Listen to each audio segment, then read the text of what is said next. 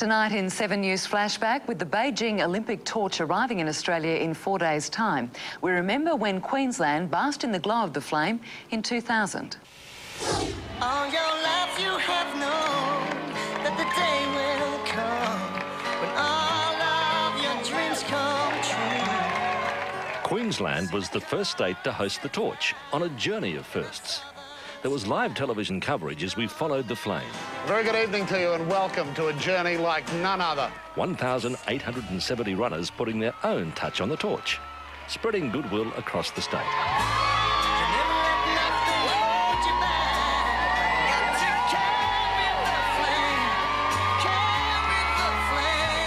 The crowds lining the route were just as colourful. The relay showed off Queensland's diversity.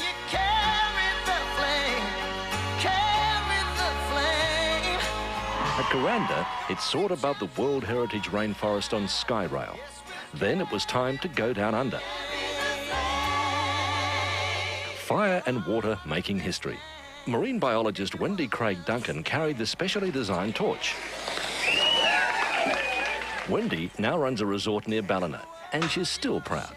Because it was the only time the flame had ever been taken underwater, and I think the only time since. Dean Clifford was born a cotton wool baby. He wasn't supposed to live past 5, let alone carry the flame. I knew there'd be a lot of family, but I didn't think there'd be as much as all this. Now Dean's a motivational speaker, this week firing up the New Zealand Warriors. It got me out of the electric wheelchair and gave me the motivation to try to start walking again, which has me here today. This time around, the Beijing flame has been dogged by protests, but in Queensland in 2000, there was just one tiny security scare. Sparks were flying after lunch as well, with the first arrests of the relay. What happened? We threw water bombs.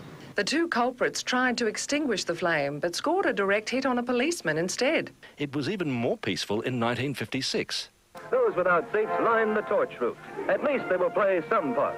The torch is being carried by world junior mile record holder Ron Clark. Lighting the cauldron at the 1956 Melbourne Olympics is not a high point for Ron Clark. It was fine, but it was a consolation prize. I mean, we'd rather have been marching around. The Gold Coast Mayor will carry his 5th Olympic torch in Canberra on Thursday, more times than anyone else in history. He hopes it's not ruined by anti-China protesters.